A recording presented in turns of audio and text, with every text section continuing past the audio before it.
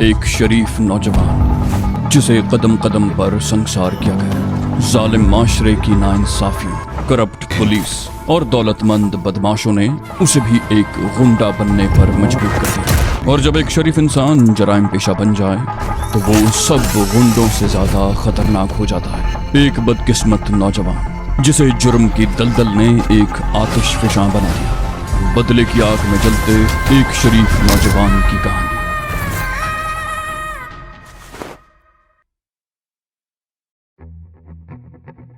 तीन हट्टी और लियाकताबाद से होते हुए वो लोग फेडरल बी एरिया में आ गए। करीमाबाद का चौराहा पार करते ही अगली सीट पर बैठे हुए डिकोस्टा ने टैक्सी बाएं तरफ एक गली में मुड़वा ली और फिर दूसरी गली में घूमकर उसने टैक्सी एक बंगले के सामने रुकवा ली। ये वही बंगला था जहां अपने मिशन पर रवाना होने से पहले ये लोग मुकीम थे। उस वक्त शाम का अंधेरा फैल चुका था। दरवाजा चौकीदार ने खोला था। ये लोग कई रोज बाद आए थे, लेकिन इन्हें देखकर चौकीदार को कोई हैरत नहीं हुई थी। डिकोस्टा ने चौकीदार की तरफ देखते हुए कहा, अली मुराद, पहले हमें चाय पिलाओ और फिर हमारे लिए खाने का बंदोबस्त करो। अली मुराद ने जवाब दिया, जी साहब, मैं दूध ले आऊं तो चाय बनाता हूं। उस बंगले में 3 बेडरूम्स थे। समीना उस कमरे में आ गई जहां वो पहले भी रह चुकी थी। कमरे में दाखिल होते ही वो बिस्तर पर गिर सी गई। तकरीबन 40 मिनट के बाद नौलखा दरवाजे में नमूदार हुआ। समीना उस वक्त आंखें बंद किए बिस्तर पर पड़ी थी। आहट सुनकर उसने आंखें खोल दी। नौलखा बोला, चाय तैयार हो गई है समीना बीबी, ड्राइंग रूम में आ जाओ। ये कहते हुए वो दरवाजे के सामने से हट गया। समीना अंगड़ाई लेती हुई उठ गई। उसने बाथरूम में जाकर कुल्ली की और कमरे से निकलकर ड्राइंग रूम में आ गई। डिकोस्टा और शारिक भी वहां बैठे हुए थे। सेंटर टेबल पर चाय रखी हुई थी। समीना ने एक कप उठा लिया और सामने वाले सोफे पर बैठ गई। डिकोस्टा ने चाय का कप उठाते हुए कहा, समीना ने तो आज कमाल ही कर दिया। डिकोस्टा ने चुस्की लेते हुए समीना की तरफ देखा, फिर बोला, अगर ये चीखने चिल्लाने न लगती तो वो लोग हमें लूट कर ले जाते। मैं देख रहा था कि उस शख्स की नजरें समीना के जेवरात वाले सेट पर थीं। हमें छोड़ने के बदले वो कम से कम उस सेट पर तो कब्जा कर ही लेते। लेकिन तुम्हें पता कैसे चला कि हेरोइन का पैकेट उसी ने सूटकेस में रखा था? समीना ने भी चाय की चुस्की लेते हुए कहा, सीधी सी बात है, हम चारों में से किसी ने भी सूटकेस में हेरोइन नहीं रखी थी। रास्ते में कई जगह चेकिंग हुई थी, लेकिन सूटकेस में हेरोइन की मौजूदगी का इंकिशाफ कहीं भी नहीं हुआ था। और फिर यहाँ पहुंचकर हेरोइन बरामद होना अजीब सी बात थी। जब उस शख्स ने हेरोइन का पैकेट निकाल कर दिखाया तो मुझे उसी वक्त शुबा हुआ था कि ये लोग धोखेबाज हैं और हमें लूटना चाहते हैं। अगर वो हेरोइन वाला ड्रामा न रचाता तो शायद मैं भी यही समझती कि उनका ताल्लुक CIA से है। ऐसी सूरत में वो मेरा जेवरात का सेट तो क्या, पूरा सूटकेस भी ले जाते तो हम में से कोई कुछ न बोलता। धोखाधड़ी का एहसास होते ही मेरे जहन पर तारी खौफ जायल हो गया और मैंने चीखना चिल्लाना शुरू कर दिया। डिकोस्टा ने मुस्कुराते हुए कहा, ये कराची है समीना बीबी, यहाँ बड़े बड़े ड्रामे होते हैं। रोजाना सैकड़ों लोग इसी तरह लुटते रहते हैं, मगर इन लुटेरों के खिलाफ कभी कोई कुछ नहीं कर सकता। इस मर्तबा शारिक ने कहा, सिर्फ कराची ही नहीं, हमारे मुल्क के हर छोटे बड़े शहर में यही सब कुछ हो रहा है। वो लोग इसी तरह बातें करते हुए चाय पीते रहे। चाय पीने के बाद भी वो देर तक बातें करते रहे। फिर समीना उठ गई, बोली, मैं तो नहाने जा रही हूँ। दिन भर के सफर की मिट्टी जिस्म से चिपकी हुई है, बड़ी उलझन सी हो रही है। शारिक ने कहा, नहाकर कपड़े कौन से पहनोगी? हमारा कपड़ों वाला सूटकेस तो कासिम की लॉन्च में ही रह गया था और उस दिन से हम सब लोग यही कपड़े पहने हुए हैं। समीना ने कहा, यही कपड़े झाड़ कर पहन लिए जाएंगे, क्या किया जाए, मजबूरी है। कल बाजार से 1-2 जोड़े खरीद लेंगे। डिकोस्टा ने कहा, यहाँ करीमाबाद पर चंद अच्छी दुकानें हैं, तैयार मलबूसात वहां से भी मिल सकते हैं। दुकानें देर तक खुली रहती हैं। अभी तो 8 भी नहीं बजे, चाहो तो शॉपिंग सेंटर का एक चक्कर लगाया जा सकता है। समीना ने कहा, ठीक है, चलो पहले शॉपिंग सेंटर का एक चक्कर लगा ही लिया जाए। शारिक और नौलखा भी जाने को तैयार हो गए। उन्होंने अगरचे मुंह हाथ धो लिए, मगर बालों और कपड़ों पर गर्द जमी हुई थी। शारिक के सर पर बंधी हुई पट्टी भी बहुत गंदी हो रही थी, लेकिन बहरहाल उनके पास पहनने के लिए कोई कपड़ा नहीं था, इसलिए वो पहले मार्केट का चक्कर लगा लेना चाहते थे। वो लोग बंगले से निकलकर उस गली में आ गए जो मेन रोड से जा मिलती थी। उस गली के इख्तिताम पर मेन रोड की तरफ एक बहुत बड़ा पेट्रोल पंप भी था। वो लोग सड़क पार करके दूसरी तरफ आ गए। चौराहे पर कोई ट्रैफिक सिग्नल नहीं था, जिसकी वजह से ट्रैफिक के सैलाब में सड़क पार करने में भी खासी दुश्वारी पेश आई थी। दूसरी तरफ मीना बाजार के सामने बड़ी रौनक थी। ये कई मंजिला इमारत थी, जिसके ग्राउंड फ्लोर पर बाहर की तरफ और अंदर भी सैकड़ों दुकानें थीं। इमारत की पहली मंजिल भी दुकानों पर मुश्तमिल थी, मगर फर्स्ट फ्लोर का ये शॉपिंग सेंटर सिर्फ खवातीन के लिए मखसूस था। यहाँ दुकानदार भी खवातीन थीं और ग्राहक भी। मर्दों को ऊपर जाने की इजाजत नहीं थी। इसी शॉपिंग सेंटर की वजह से यहाँ का नाम ही मीना बाजार रखा गया था। शारिक ने समीना की तरफ देखते हुए कहा, अब ऐसा करते हैं कि तुम ऊपर चली जाओ और हम नीचे घूम फिर कर शॉपिंग कर लेते हैं। तुम्हारे पास पैसे तो है ना? समीना ने पतलून की हिप पॉकेट थपथपाते हुए कहा, हाँ मेरे पास काफी रकम है। शारिक ने कहा, ठीक है, 1 घंटे बाद हम यहीं मिलेंगे, ज्यादा देर मत करना। समीना ऊपर मीना बाजार की तरफ जाने वाली सीढ़ियों की तरफ बढ़ गई, जहां एक बावर्दी चौकीदार भी खड़ा था। समीना के जाने के बाद शारिक वगैरह नीचे वाली दुकानों के दरमियान एक गली में दाखिल हो गए। अंदर तंग सी कई गलियां थीं, जिनमें छोटी छोटी लातादाद दुकानें थीं। उन दुकानों पर हर चीज दस्तयाब थी। मार्केट के अंदर अच्छा खासा रश था, ज्यादातर खवातीन थीं। तंग सी गलियों में रास्ता चलना दूभर हो रहा था। वो तीनों मार्केट के उस सेक्शन में आ गए जहां तैयार मलबूसात की दुकानें थीं। बहुत से लोग मुड़ मुड़ कर उनकी तरफ देख रहे थे। उनके हुलिये ही ऐसे थे कि दूसरों को अपनी तरफ मुतवज्जे कर लेते हैं। वो मर्दाना कपड़ों की एक दुकान पर रुक गए। दुकानदार भी उनके हुलिये देख कर चौंके बगैर नहीं रह सका। शारिक ने कहा, शलवार सूट दिखाओ भाई, हम तीनों के लिए। दुकानदार ने शारिक के सर की तरफ इशारा करते हुए हमदर्दाना लहजे में कहा, सर आपके सर पर ये पट्टी, खैरियत तो है? कामयाब दुकानदार वही होता है जो ग्राहकों को काबू में कर ले। ग्राहक को काबू करने के बहुत से तरीके होते हैं और उस दुकानदार ने शारिक से हमदर्दी के इजहार का तरीका अपनाया। शारिक बोला, अरे भाई सैरो तफरी के लिए कराची आए हैं। पहले बस का एक्सीडेंट हुआ जिससे मेरे सर में ये चोट लगी। फिर जब कराची पहुंचे तो पता चला कि हमारा सूटकेस भी गायब है। गालिबन रास्ते में उतरने वाला कोई मुसाफिर हमारा सूटकेस माले गनीमत समझकर उठा ले गया। दुकानदार ने इस वाक़े पर इजहार अफसोस करते हुए पूछा, जनाब कहाँ से तशरीफ लाए हैं? शारिक बोला, सादिकाबाद से। अब आप हमें कपड़े दिखा दीजिए। दुकानदार ने कहा, अभी लीजिए। और कुछ ही देर में उसने उनके सामने मुख्तलिफ रंगों और मुख्तलिफ अक़साम के कपड़ों का अंबार लगा दिया। डिकोस्टा ने अपने लिए सिर्फ एक सूट पसंद किया था, क्योंकि उसका घर तो कराची ही में था और घर में उसके पास कपड़ों की कमी नहीं थी। शारिक और नौलखे ने 3-3 सूट पसंद किए। कपड़े खरीदने के बाद वो मार्केट में घूम फिर कर जरूरत की चीजें खरीदते रहे, जिनमें टूथपेस्ट, टूथब्रश और शेविंग वगैरह का सामान था। जब वो लोग मार्केट से निकल कर मुकर्रर जगह पर पहुंचे तो 1 घंटे से ज्यादा का वक्त गुजर चुका था। तकरीबन उसी वक्त समीना भी मीना बाजार की सीढ़ियां उतरती हुई नजर आई। उसने भी 3-4 शॉपिंग बैग उठा रखे थे। वो चारों सड़क पार करके दूसरी तरफ आ गए और बंगले तक पहुंचने में चंद मिनट से ज्यादा न लगे। अली मुराद किचन में था। मुर्गी फ्राई किए जाने की खुशबू आ रही थी। उन चारों ही ने बावर्ची खाने में झांका। खुशबू से उनकी भूख और चमक उठी। समीना ने पूछा, खाने में कितनी देर है अली मुराद? अली मुराद ने कहा, बस 15-20 मिनट तो लगेंगे। वो लोग ड्राइंग रूम में आ गए और अपने अपने शॉपिंग बैग्स खोलकर चीजें चेक करने लगे। समीना लॉन का एक जोड़ा और कुछ दूसरी चीजें लेकर अपने बेडरूम में आ गई। उसने दरवाजा अंदर से बंद कर लिया, खिड़की के पर्दे बराबर कर दिए और कपड़े उतार कर बाथरूम में घुस गई। तकरीबन 15 मिनट तक वो शावर के नीचे खड़ी जिस्म की मिट्टी उतारती रही और फिर कमरे में आकर उसने लॉन का नया जोड़ा पहन लिया। उस वक्त वो अपने आप को बहुत हल्की फुल्की और ताज़ादम महसूस कर रही थी। इस दौरान शारिक वगैरह भी नहा धोकर अपने हुलिये तब्दील कर चुके थे। 10 बजे के लगभग उन्होंने ड्राइंग रूम में बैठकर खाना खाया। खाने के बाद भी वो लोग देर तक ड्राइंग रूम में बैठे बातें करते रहे। 12 बजे के लगभग नौलखा ऊँघने लगा और वो वहीं कालीन पर ढेर हो गया। कुछ देर बाद समीना भी उठकर अपने कमरे में आ गई और बिस्तर पर ढेर हो गई। थोड़ी ही देर के बाद वो भी नींद की आगोश में पहुंच चुकी थी। शारिक और डिकोस्टा देर तक बैठे बातें करते रहे। फिर शारिक भी जमाइयां लेता हुआ उठ गया। डिकोस्टा वहीं नौलखे के करीब लेट गया। शारिक दूसरे बेडरूम की तरफ बढ़ा, फिर कुछ सोचकर समीना के बेडरूम की तरफ बढ़ गया। उसने दरवाजे से झांक कर देखा। नाइट बल्ब जल रहा था और समीना पलंग पर आड़ी तिरछी पड़ी सो रही थी। शारिक का दिल चाहा कि वो अंदर चला जाए, मगर फिर कुछ सोचकर दूसरे कमरे की तरफ बढ़ गया।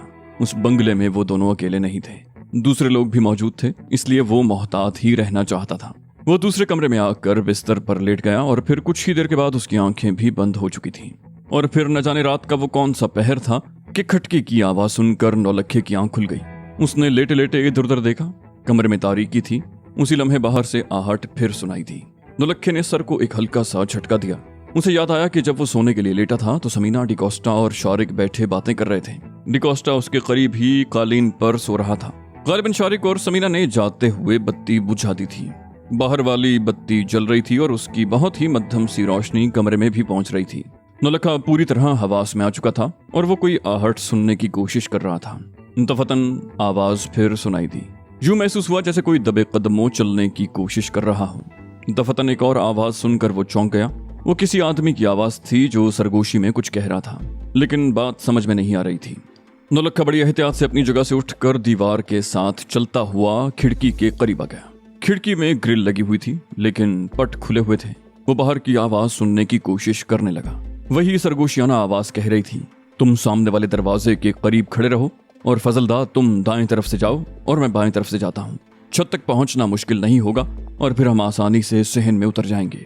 दूसरी आवाज सुनाई दी, ठीक है। पहली आवाज ने कहा, और कादिर, मैं अंदर दाखिल होते ही दरवाजा खोल दूंगा, तुम भी अंदर आ जाना। बज़ाहिर तो लगता है कि उन लोगों के पास किसी किस्म का असलहा नहीं होगा, लेकिन फिर भी हमें मोहतात रहना है। कादिर ने कहा, तुम दोनों के पास रिवॉल्वर मौजूद हैं और पिस्तौल मेरे पास भी है। फिक्र मत करो, तुम लोग जाओ, मैं दरवाजे पर मौजूद हूँ।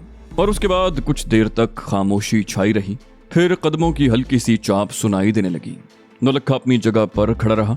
फिर जब कदमों की चाप मादूम हो गई तो वो बड़ी एहतियात से चलता हुआ डिकोस्टा के करीब कालीन पर बैठ गया और उसके कंधे पर हाथ रखकर उसे आहिस्ता आहिस्ता हिलाने लगा।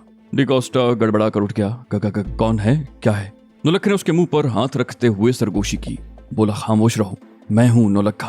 कुछ लोग अंदर दाखिल होने की कोशिश कर रहे हैं। उनकी तादाद 3 है और वो तीनों मुसल्ला हैं। एक दरवाजे के बाहर खड़ा है और 2 छत के रास्ते अंदर आने की कोशिश कर रहे हैं। डिकोस्टा उठकर बैठ गया। बोला, ओह, कौन है वो लोग? नौलखा ने कहा, चोर डाकू होंगे, मेरे रिश्तेदार बहरहाल नहीं है। डिकोस्टा बोला, शारिक और समीना को बताओ। नौलखा ने सरगोशी की, अब मौका नहीं है। अगर हम इस कमरे से बाहर निकले तो हमारे चलने फिरने की आवाजें सुनकर वो लोग मोहतात हो जाएंगे। मेरे जहन में एक मंसूबा ये है कि तुम इसी तरह कालीन पर लेटे रहो जैसे सो रहे हो। मैं यहाँ दरवाजे के पीछे छुप जाता हूँ। लॉन में से कोई एक इस कमरे में दाखिल जरूर होगा। कमरे में दाखिल होकर वो तुम्हें गन पॉइंट पर लेने की कोशिश करेगा और मैं पीछे से उसे गिरफ्त में ले लूंगा। डिकोस्टा ने कहा, अगर उसने मुझे गन पॉइंट पर लेने की बजाय गन चला दी तो? नौलखा ने सरगोशी की, मेरा ख्याल है वो ऐसा नहीं करेगा। वो लोग चोरी की नीयत से आए हैं, हमें कत्ल करने नहीं कि देखते ही गोली चलाते हैं। उनकी कोशिश ये होगी कि हम सबको किसी एक जगह जमा करके कोई आदमी हमें गन पॉइंट पर लिए रहे और उसके बाकी साथी कीमती अशिया तलाश करने या समेटने लगे। चोरों और डाकुओं का तरीक़ाकार यही होता है। डिकोस्टा ने फिर सरगोशी की, ठीक है। फिर एक आवाज सुनकर चौंक गया। बोला, मेरा ख्याल है कोई अंदर कूदा है। मैं कालीन पर लेट रहा हूं, तुम दरवाजे के पीछे जाओ। नौलखा बड़ी तेजी से हरकत में आया और दरवाजे के करीब दीवार से इस तरह चिपक कर खड़ा हो गया कि अगर दरवाजा खुले तो वो उसके पीछे छुपा रह जाए। डिकोस्टा करवट के बल कालीन पर लेट गया। उसका चेहरा दरवाजे की तरफ था। उसने एक बाजू मोड़कर तकिए की तरह सर के नीचे रख लिया और दूसरा बाजू सर के ऊपर। उसने आंखों में जरा सी झर्री पैदा कर रखी थी और वो उस झर्री से दरवाजे की तरफ देख रहा था। नौलखा ने डिकोस्टा की तरफ देखा और फिर कमरे के बाहर कदमों की हल्की सी आवाज सुनकर चौंक गया।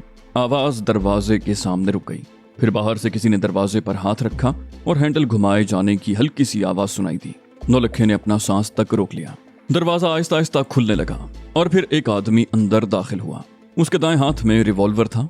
दरवाजा पूरा नहीं खुला था, लेकिन नौलखा उसकी आड़ में था। वो शख्स एक कदम आगे बढ़कर इधर उधर देखने लगा। फिर वो डिकोस्टा से एक कदम के फासले पर रुक गया। उसके पिस्तौल का रुख डिकोस्टा की तरफ था। नौलखा दरवाजे की आड़ से निकला और बड़ी एहतियात से कदम उठाता हुआ उस शख्स की तरफ बढ़ने लगा। उस आदमी की छठी हिस्स ने गालिबन उसे किसी अनजाने खतरे से आगाह कर दिया था। वो तेजी से पीछे घूमा, लेकिन उसे देर हो गई थी। नौलखा उकाब की तरह उस पर झपटा। उसका एक हाथ उस शख्स के पिस्तौल वाले हाथ पर और दूसरा उसी बाजू पर कोहनी से जरा ऊपर पड़ा। उस शख्स ने ट्रिगर दबा दिया। मुमकिन है वो अपना हाथ नौलखे की गिरफ्त से छुड़ा लेता, लेकिन कालीन पर लेटे हुए डिकोस्टा ने उसकी दोनों टांगों को टखनों के करीब से पकड़कर जोरदार झटका दिया। पिस्तौल से निकलने वाली गोली छत में लग गई। पैरों को झटका लगने से वो शख्स पुश्त के बल गिरा। नौलखे ने उसके हाथ से रिवॉल्वर छीन लिया। नौलखा चीखा, डिकोटा, तुम इसे संभालो, मैं बाहर जा रहा हूँ। उसी लम्हे समीना की चीख सुनाई दी। नौलखा बाहर की तरफ दौड़ा। उसने शारिक को अपने कमरे से निकलते हुए देखा, लेकिन बाईं तरफ बैरूनी दरवाजे के करीब एक आदमी को हरकत करते देखकर नौलखा चौंक गया। नौलखा चीखा, शारिक, बचो। शारिक ने एक तरफ छलांग लगा दी।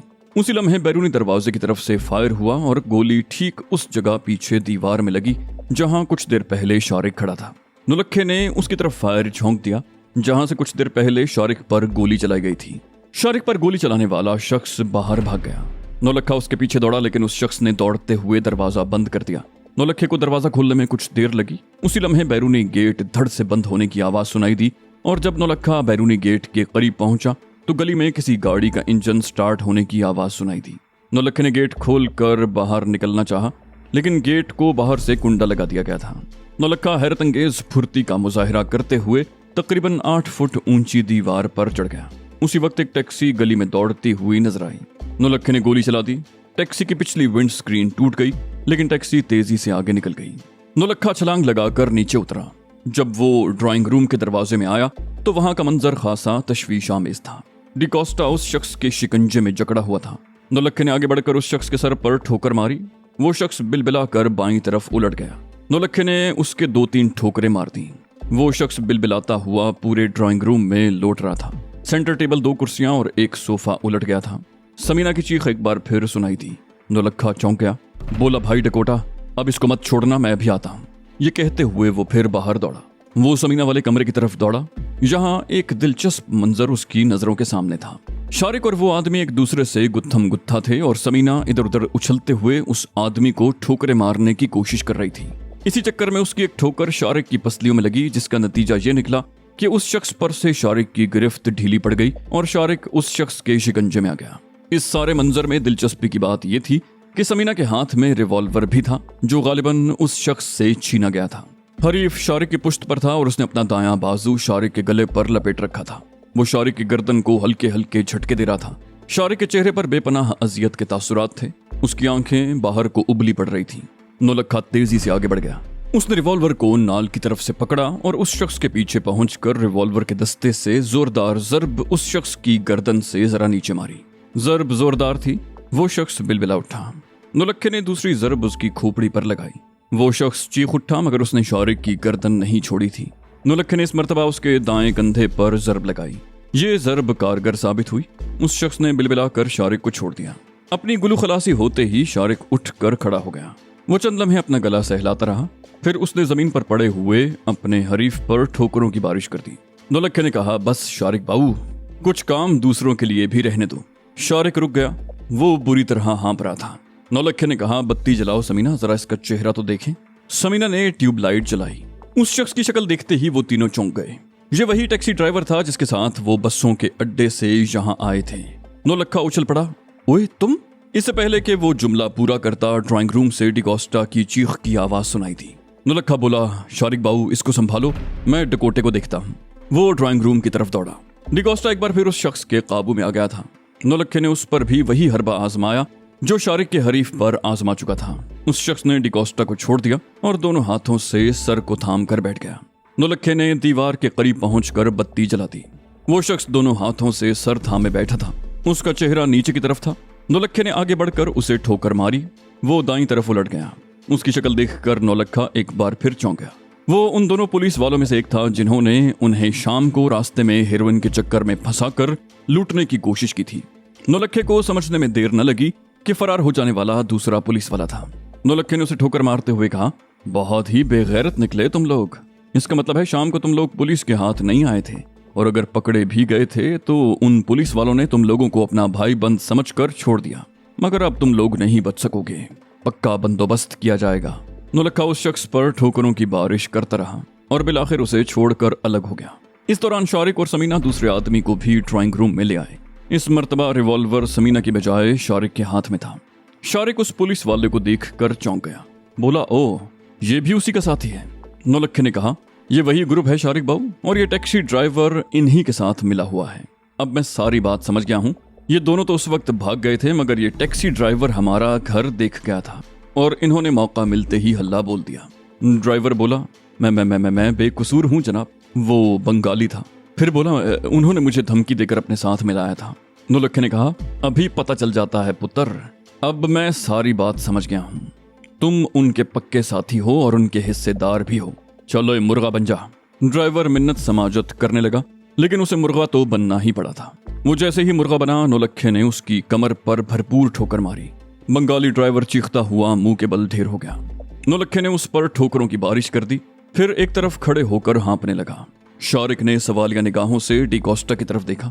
बोला, इन लोगों का क्या किया जाए? पुलिस को इत्तला की जाए? डिकोस्टा ने कहा, पुलिस को इत्तला देनी ही पड़ेगी। अगर फायरिंग ना होती तो हम खुद ही इनका कोई बंदोबस्त कर लेते, लेकिन फायरिंग की आवाज मोहल्ले वालों ने भी सुनी होगी और फिर इनका तीसरा साथी भाग गया है। वो भी हमारे लिए मसला बन सकता है, इसलिए पुलिस को इत्तला देना जरूरी है। नौलक्खे ने कहा, अली मुराद कहाँ है? क्या उसने फायरिंग की आवाज नहीं सुनी? डिकोस्टा ने कहा, वो रात को हमें खाना खिलाने के बाद एक दोस्त के यहाँ चला गया था, सुबह सवेरे आ जाएगा। फिर वो ड्राइंग रूम में कोने में स्टैंड पर रखे हुए टेलीफोन की तरफ बढ़ गया। बोला, मैं पुलिस को इत्तला देता हूँ। वो सोफे के किनारे पर बैठ गया और फोन का रिसीवर उठाकर इमरजेंसी नंबर डायल करने लगा। 3-4 मरतबा की कोशिश के बाद कॉल रिसीव हो सकी थी।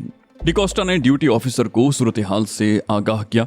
आखिर में वो कह रहा था, उनमें से एक डाकू तो फरार हो गया है और 2 को हमने गिरफ्त में ले लिया है। जी नहीं, कोई जानी नुकसान नहीं हुआ। इत्तेफाक से आहट सुनकर हमारी आंख खुल गई थी, जिससे हम होशियार हो गए थे। ठीक है जनाब, हम इंतजार कर रहे हैं। उसने फोन बंद कर दिया और शारिक की तरफ देखते हुए बोला, वो लोग मकामी थाने से राब्ता कर रहे हैं, थोड़ी देर में कोई मोबाइल पहुंच जाएगी। और फिर मोबाइल आधे घंटे बाद गली में दाखिल हुई। सायरन की आवाज सुनकर डिकोस्टा बाहर आ गया। मोबाइल 2 घर आगे जाकर रुकी।